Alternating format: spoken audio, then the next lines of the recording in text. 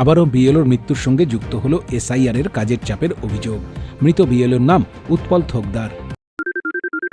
সোনাক্ষী, মশলা কোথায়?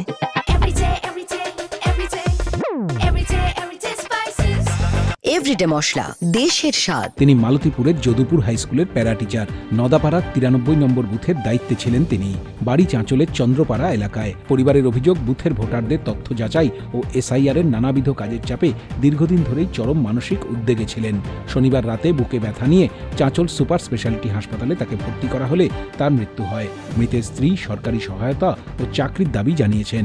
মালতীপুরের বিদায়ী বিধায়ক আব্দুর রহিম বক্সি এই ঘটনায় গভীর শোক প্রকাশ করেছেন। শামসি থেকে মুর্তুজ আলমের রিপোর্ট, উত্তরবঙ্গ সংবাদ।